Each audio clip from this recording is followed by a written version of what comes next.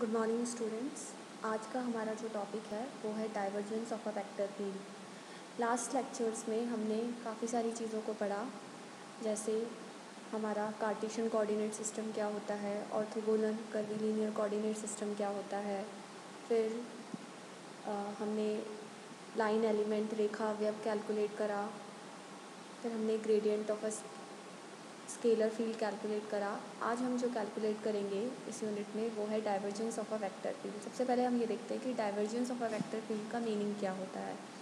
The vector flux per unit volume emerging out of the closed surface of the volume element situated in a vector field is known as divergence of a vector field। अगर आप एक vector field consider करते हैं, जैसे मैंने पिछली बार भी आपको एक वेक्टर फील्ड जनरलाइज कैसे करेंगे उसके बारे में बताया था। हमने एक वेक्टर फील्ड मानी थी और उसके 3 कंपोनेंट्स डिस्कस कर रहे थे तीनों एक्सिस के अलाउंग। वो थे A1, A2, A3 और फिर हमने उसका एक्सपेंशन किया था लाइक अ पोजीशन वेक्टर। वो था आपका A1 E1 cap plus A2 E2 cap plus A3 E3 cap. तो अगर हम उसी वेक्टर फील्ड A को मानते हैं और उसमें कोई वॉल्यूम एलिमेंट लेते हैं dV, तो उस वॉल्यूम एलिमेंट से निकलने वाला फ्लक्स पर यूनिट वॉल्यूम और उस वॉल्यूम एलिमेंट को हमने एक क्लोज सरफेस के अंदर माना है, दैट इज़ ds। तो उस पर्टिकुलर वॉल्यूम एलिमेंट से निकलने वाला जो फ्लक्स है पर यूनिट वॉल्यूम, उसको हम कहते हैं divergence of the vector field. The vector flux per unit volume emerging out of the close surface of the volume element, volume element से पर यूनिट वॉल्यूम निकलने वाला जो वेक्टर फ्लक्स है situated, जो कि उस वेक्टर फील्ड में situated है, is known as divergence of the vector field. अब इसको हम मैथमेटिकल इक्वेशन के फॉर्म में कैसे कन्वर्ट करेंगे वो हम आगे हमारे लेक्चर में देखेंगे। अगर हम ये कहते हैं कि the flux emerging out of the close surface and closing a volume element, अगर एक क्लोज सरफेस से निकलने वाला फ्लक्स जो है अगर हम फाई से डिनोट करते हैं तो उस फ्लक्स को हम मैथमेटिकल इक्वेशन के फॉर्म में कैसे लिख सकते हैं। एक वेक्टर फील्ड ए में that will be phi is equals to surface integral of A vector dot D S vector. D S आपका क्लोज सरफेस को रिप्रेजेंट कर रहा है, ए उस वेक्टर फील्ड को रिप्रेजेंट कर रहा है जिसके लिए हम उस वॉल्यूम एलिमेंट को कंसिडर कर रहे हैं, और उस वॉल्यूम एलिमेंट से निकलने वाला जो फ्लक्स है पर यूनिट वॉल्यूम, उसी को हम divergence of the vector field कह रहे हैं। तो सबसे पहले हम फ्लक्स कैलकुलेट करेंगे। तो the flux emerging out of the close surface and closing a volume element D V situated in a vector field A is given by equation number 1। अब हमने कहा कि हम, ये तो आपका फ्लक्स हो गया, अब हमें निकालना है इससे डाइवर्जेंस। तो डाइवर्जेंस हमने किस तरीके से डिफाइन करा है कि हमने एक क्लोज सरफेस के अंदर एक वॉल्यूम एलिमेंट माना है, उस वॉल्यूम एलिमेंट से निकलने वाला फ्लक्स पर यूनिट वॉल्यूम आपका divergence of the vector field कहलाता है। तो डाइवर्जेंस ऑफ ए अगर हमें निकालना है उस वेक्टर फील्ड का, तो that will B 1/dv surface integral of the flux, जो अभी हमने कैलकुलेट करा इक्वेशन नंबर 1, सच दैट कि जो आप वॉल्यूम एलिमेंट मान रहे हो उस क्लोज सरफेस में, that should be infinitely small, that is limit dv tends to 0। तो इक्वेशन नंबर 2 जो है वो आपका क्या देगी, divergence of a vector field. Equation number 2 से हमें साफ दिख रहा है कि ये जो क्वांटिटी आएगी आपकी, ये एक स्केलर क्वांटिटी आएगी, क्योंकि अब डाइवर्जेंस हमने डेल ऑपरेटर कैलकुलेट करा था, तो उसकी हेल्प से जब हम इस ए वेक्टर फील्ड के लिए डाइवर्जेंस निकालेंगे तो वो जो क्वांटिटी आएगी फाइनली वो आपकी क्या होगी, एक स्केलर क्वांटिटी। यानी डाइवर्जेंस ऑफ ए यानी divergence of a vector field is always a scalar quantity. ये तो हुई हमारी मैथमेटिकल इक्वेशन जो कि हमने जनरेट करी विद द हेल्प ऑफ और डेफिनेशन, जो अभी हमने पढ़ा, जो अभी हमने समझा। अब हम इस इक्वेशन को फॉर्म हमने डायरेक्टली डेफिनेशन से किया, अब हम इसको एवेलुएट करेंगे।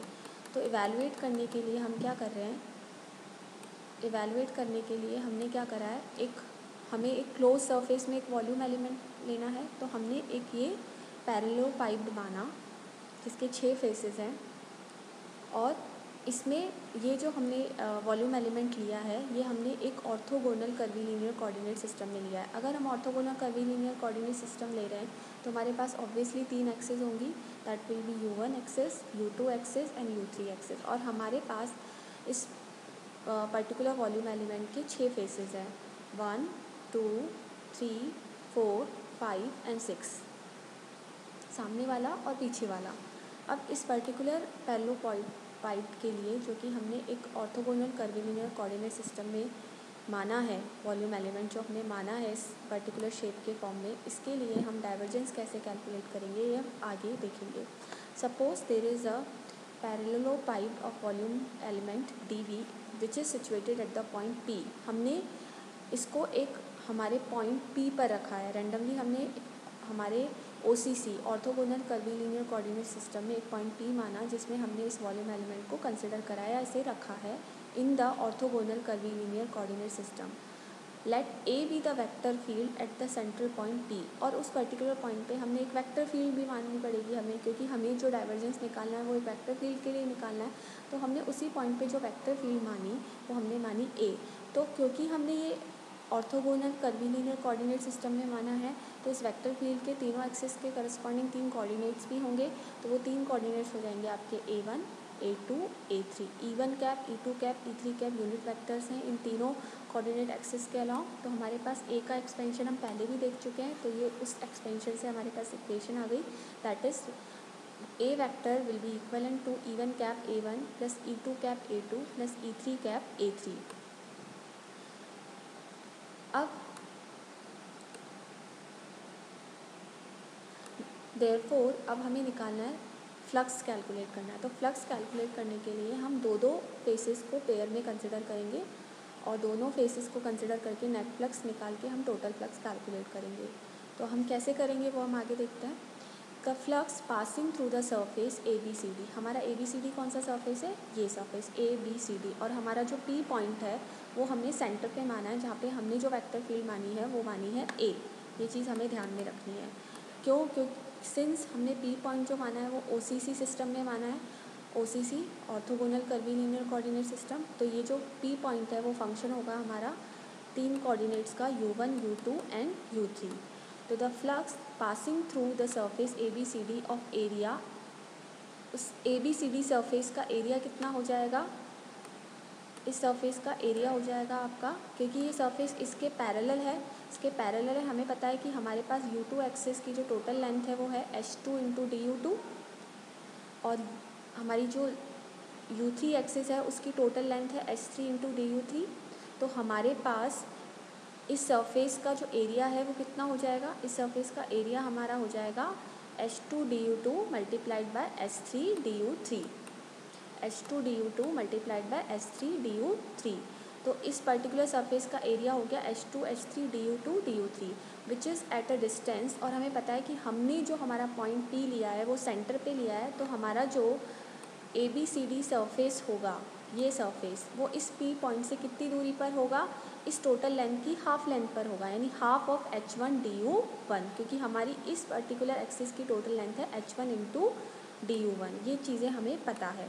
तो हमारे पास जो फ्लक्स होगा, टोटल फ्लक्स जो कि इस सरफेस ABCD सरफेस से पास हो रहा होगा, उसकी वैल्यू क्या हो जाएगी, P पॉइंट पे जो फ्लक्स है दैट विल बी A1, क्योंकि हमारे पास जो एक्स एक्सिस है, सॉरी U1 जो एक्सिस है, U1 एक्सिस है उसके करस्पॉन्डिंग हमारा वेक्टर फील्ड का जो कंपोनेंट है दैट इज़ A1। तो हम A1 को लेंगे, तो A1 और उस सरफेस का area multiplied by the area of that surface, यानी कि A1 into H2 H3 DU2 DU3, ये पॉइंट P पर है। प्लस यहाँ पे ये वेरिएशन भी हो रहा है, क्योंकि P पॉइंट जो है वो आपकी इस पर्टिकुलर सरफेस से half of H1 DU1 length पर है। तो इसका change with respect to the जो हमारी लेंथ है, तो हाफ इंटू H1 DU1 तो हमारी डिस्टेंस हो गया, multiplied by change in the vector field with respect to that coordinate axis, that will be del A1 H2 H3। ये जो कंपोनेंट है इसमें उस पर्टिकुलर एक्सिस के करस्पॉन्डिंग क्या चेंज हो रहा है, that will be del A1 H2 H3 DU2 DU3 upon H1 del U1। H1 तो हमारा स्केल फैक्टर है, कांस्टेंट है, तो हम इसे बाहर ले सकते हैं। तो जो चेंज होगा वो होगा करस्पॉन्डिंग U1।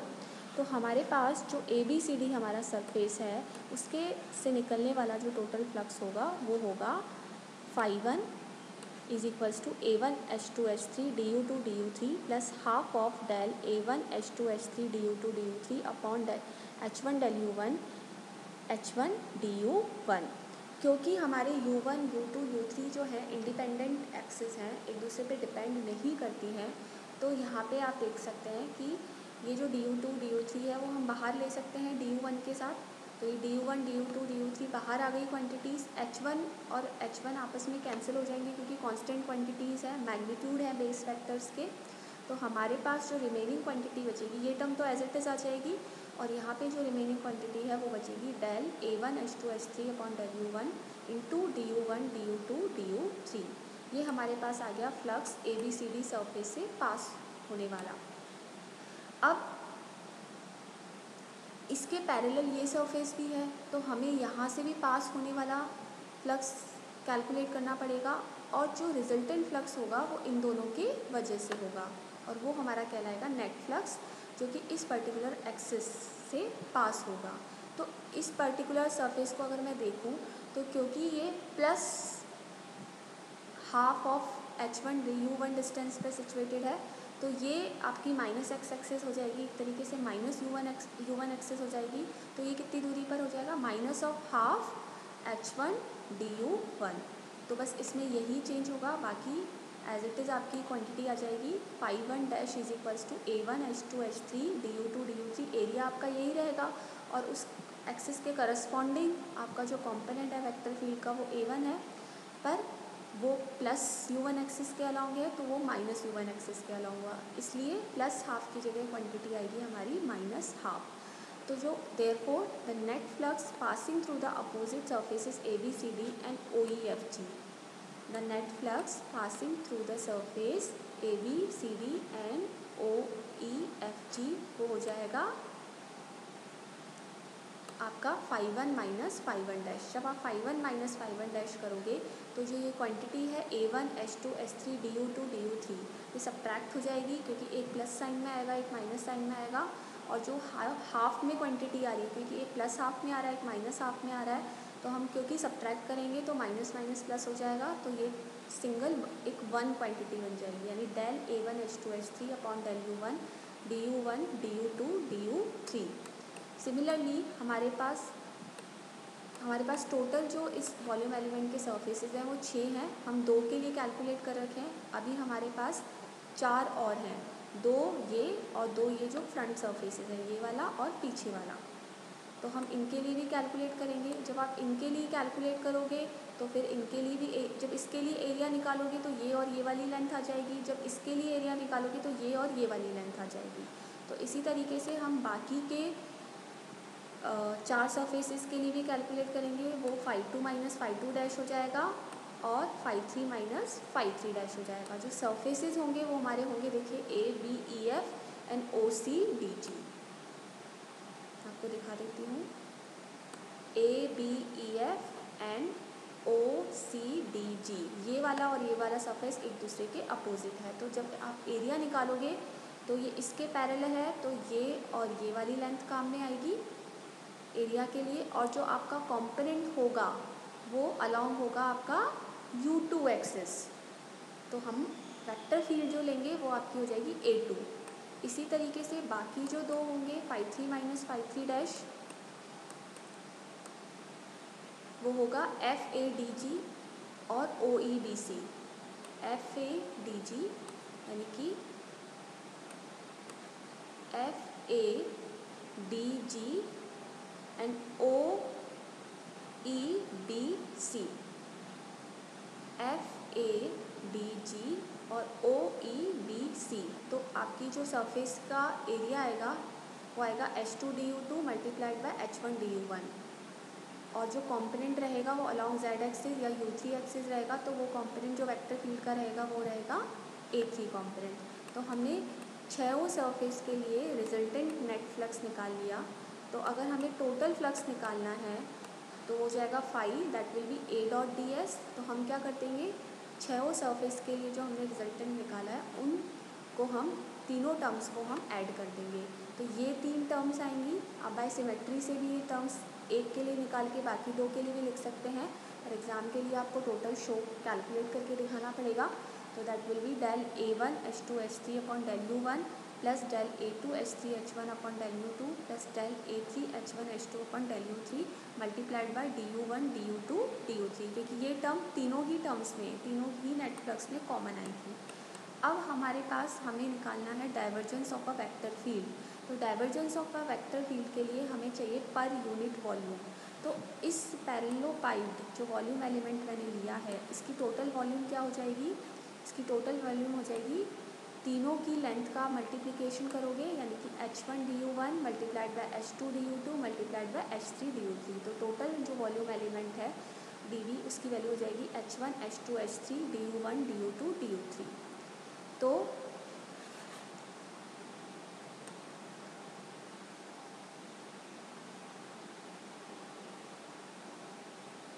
हमारे पास ये कंपोनेंट आ रहा है, तो इस कंपोनेंट को हम रिप्लेस करके इस तरीके से लिख सकते हैं 1/H1 H2 H3 into dV।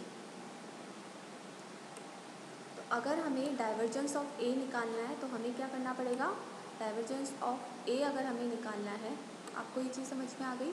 हम DU1 DU2 DU3 की जगह हम लिख रहे हैं dV/H1 H2 H3। तो मैंने यहाँ पे इस टर्म की जगह लिख दिया multiplied by dV and divided by H1 H2 H3। अब हम डाइवर्जेंस ऑफ A निकालेंगे तो हमें पर यूनिट वॉल्यूम निकालना है, यानी हमें 1/dV करना पड़ेगा और लिमिट dV टेंड्स टू 0 करना पड़ेगा। तो मैं जब 1/dV करूँगी तो dV से dV टर्म कैंसिल हो जाएगी। तो फाइनल जो आपकी मैथमेटिकल टर्म आएगी डाइवर्जेंस ऑफ A के लिए, वो क्या आएगी? 1/H1 H2 H3 del A1 H2 H3 upon del U1 plus del A2 H3 H1 upon del U2 plus del A3 H1 H2 upon del U3। आपने एक चीज़ notice करी होगी कि ये तो आपके साइमल्टेनियसली चल रहे हैं U1 U2 U3 A1 A2 A3।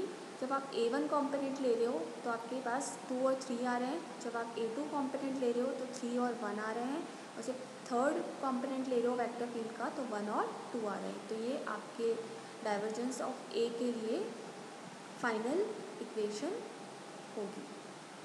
Next topic हम नेक्स्ट लेक्चर में पढ़ेंगे। Thank you.